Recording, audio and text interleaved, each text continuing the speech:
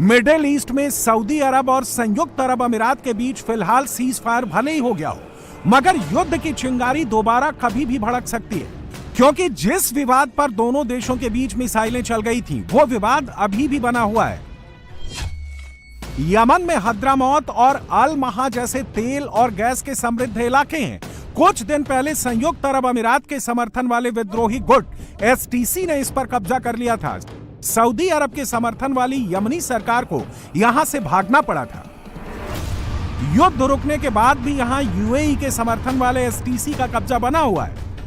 Yemen के सना और अदन की खाड़ी में ईरान समर्थित हूथी विद्रोहियों का कब्जा है।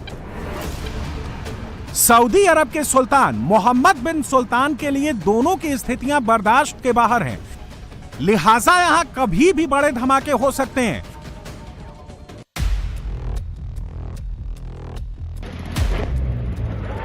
गाजा में अब भी हमास के 20,000 से ज्यादा आतंकी हैं। लेबनान में हिजबुल्लाह अब भी एक ताकत बना हुआ है। नेतन्याहू 2025 में दोनों को मिटाने की कसम पूरी नहीं कर पाए, लिहाजा 2026 में बड़े हमले जारी रहेंगे, इसमें कोई इफ बट नहीं है। इजरायल ने हमास के याह्या सिनवार, इस्माइल हानिया, मोहम्मद दैफ जैसे शीर्ष कमांडरों और लीडर्स को मार गिराया। हिजबुल्लाह के हसन नसरल्ला, हाशिम सफीदीन और फुआद शुकर जैसे टॉप आतंकवादियों का सफाया कर दिया।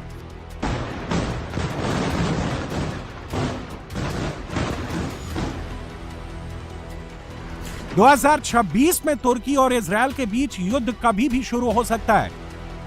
इजरायल ने सीरिया में तुर्की के शिपमेंट उड़ाकर आगाज कर दिया है। सीरिया में तुर्की अपना प्रभाव बढ़ाने की कोशिश कर रहा है। नेतन्याहू ने एर्दोगन के गले में 3 तरफ से फंदा कसकर पूरे इलाके का पावर बैलेंस बदल दिया है। इजरायल ने तुर्की के 2 पड़ोसी देशों साइप्रस और ग्रीस के साथ नई डिफेंस डील कर तुर्की को इनसर्कल कर दिया है।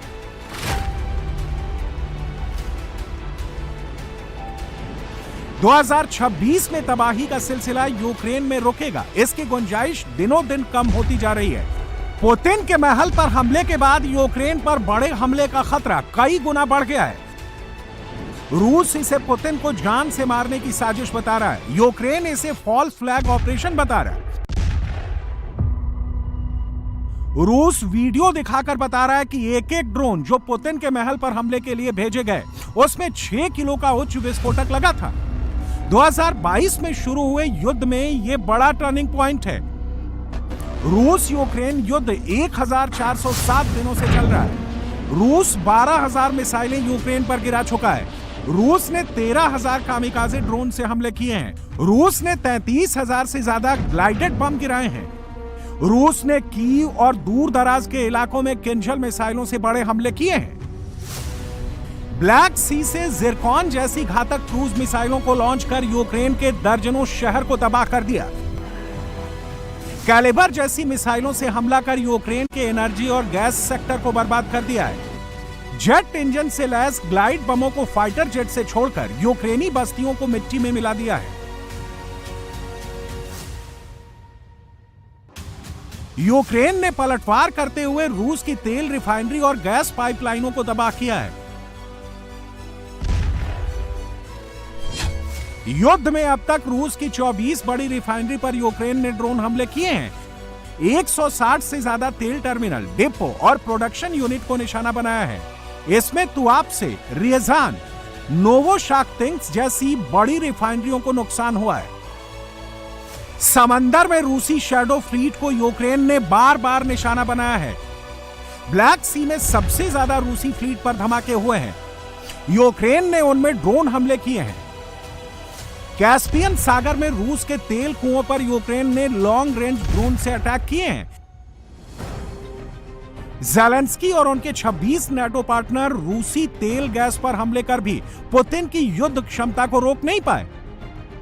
रूस ने क्रीमिया के बाद पूर्वी यूक्रेन के डोनबास के 90% हिस्से पर कब्जा कर लिया। ज़पोरिज़िया के न्यूक्लियर पावर प्लांट पर कब्जा कर लिया। ओडेशा और सुमी जैसे प्रांतों पर भी रूस बड़े हमले कर रहा है। पूर्वी यूक्रेन के 4 बड़े शहर पोक्रोवस्क, मिर्नोग्राद, होलियापोल और कुपियांस्क में रूस ने कब्जा कर लिया है। 2026 के पहले दिन ज़ेलेंस्की की ड्रोन आर्मी ने पूर्वी यूक्रेन के रूसी कंट्रोल वाले इलाकों में ड्रोन से यूक्रेनी झंडे फहराए। रूसी ड्रोन आर्मी ने कुछ ही देर में सभी यूक्रेनी ड्रोन खंड खंड कर दिए। दरअसल ज़ेलेंस्की ये दिखाना चाहते थे कि रूस जिन इलाकों पर दावा कर रहा है वो उनके कब्जे में नहीं, यूक्रेन के कब्जे में है। लेकिन रूसी फौज ने ज़ेलेंस्की का प्लान फ्लॉप कर दिया। अब क्या ज़ेलेंस्की 10% डोनबास के लिए पूरा यूक्रेन दांव पर लगाएंगे? क्योंकि पुतिन पहले ही बोल चुके हैं, अगर ज़ेलेंस्की ने डोनबास पर दावा नहीं छोड़ा तो रूस बाई फोर्स इसे हासिल करेगा। तभी से पुतिन ने ओडेसा पर हमले बहुत बढ़ा दिए हैं। कीव के बाद ओडेसा सबसे ज्यादा तबाही झेल रहा है। बिजली, पानी, गैस के बिना यहां रहने वाले लोगों की जिंदगी दुश्वार हो गई है।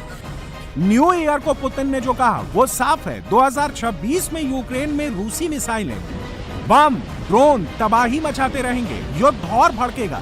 शांति तभी आएगी जब ज़ेलेंस्की सरेंडर करेंगे।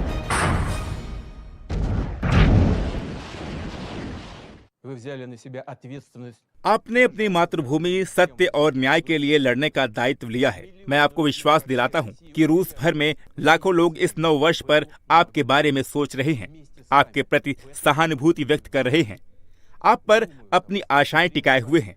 हम रूस के प्रति सच्चे, निस्वार्थ और समर्पित प्रेम में एकजुट हैं। हमें आप पर, अपनी विजय पर पूरा विश्वास है।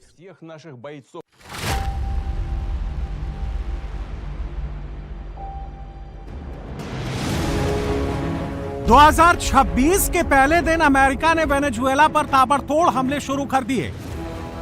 अमेरिका ने पहले एक बोट पर बम गिराया, फिर कुछ सेकंड बाद 2 और बोट को तबाह कर दिया।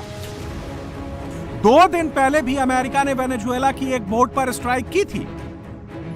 खास बात यह है कि वेनेजुएला की सभा बोट इंटरनेशनल वाटर में चल रही थी जब उन पर हमले किए गए। अमेरिका 2025 में वेनेजुएला की 36 नावों को समंदर में डुबो चुका है। इन हमलों में वेनेजुएला के 100 से ज्यादा लोग मारे गए हैं। अमेरिका का आरोप है कि ये नावें और उन्हें ऑपरेट करने वाले नशीले पदार्थों की तस्करी से जुड़े हैं। वेनेजुएला के खिलाफ अमेरिका धीरे धीरे युद्ध की ओर बढ़ रहा है। अब बोट के साथ वेनेजुएला की डॉकिंग फैसिलिटी पर भी हमले शुरू हो गए। समंदर में अमेरिका ने बहुत बड़ी घेराबंदी की है। वेनेजुएला के आसपास दुनिया का सबसे बड़ा युद्धपोत USS Gerald R Ford, USS Gravely, USS Jason Dunham और यूएसएस सैमसन को तैनात कर दिया है।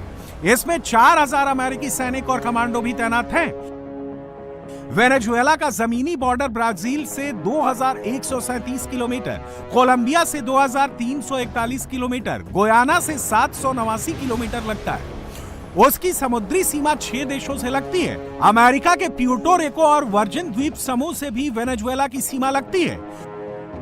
प्यूर्टो रिको में जिस तरह से अमेरिकी सेना का जमावड़ा और युद्धाभ्यास हो रहा है, उससे संकेत मिल रहे हैं कि ट्रंप कभी भी वेनेजुएला पर बड़े हमले का आदेश दे सकते हैं। वहीं वेनेजुएला भी रूस, चीन से लगातार हथियारों की खरीद बढ़ा रहा है। 2026 में वेनेजुएला पर हमला एक ही शर्त पर रुक सकता है, मादुरो ट्रंप की बात मान ले और तेल कुएं अमेरिका के हवाले कर दें। वेनेजुएला के पास दुनिया के सबसे ज्यादा 304 क्रूड ऑयल रिजर्व हैं। सऊदी अरब के पास 267 ऑयल रिजर्व है, ईरान के पास 209, इराक के पास 201 ऑयल रिजर्व हैं, यूएई के पास 113 और रूस के पास 80 ऑयल रिजर्व हैं।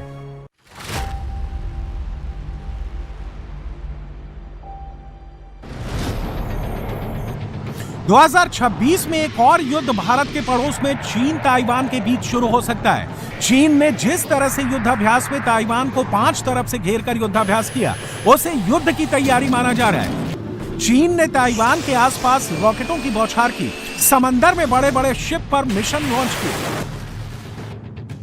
चीन ने इसे जस्टिस मिशन 2025 का नाम दिया। 26 में इसके परिणाम बहुत विध्वंसक हो सकते हैं। खुफिया रिपोर्टों में दावा किया गया कि चीन 2027 में ताइवान पर हमला कर सकता है। नए साल में जिनपिंग ने यह कहकर आग में घी डालने का काम किया है कि चीन हर हाल में ताइवान पर कब्जा करके ही रहेगा। ताइवान समंदर में चीन से 160 किलोमीटर दूर एक छोटा द्वीप है। चीन को ताइवान पर हमला करने के लिए ताइवान स्ट्रेट को पार करना होगा। यहीं पर ताइवान ने चीन को रोकने की तैयारी शुरू कर दी है। ताइवान अपनी रक्षा के लिए अंडरग्राउंड कमांड सेंटर्स, मजबूत एयर डिफेंस नेटवर्क, हाईवे से फाइटर ऑपरेशन और सुपरसोनिक एंटीशिप मिसाइलों को युद्ध के लिए तैयार कर रहा है। अमेरिका ने ताइवान को $11 अरब से ज्यादा के हथियार देने की मंजूरी दी है।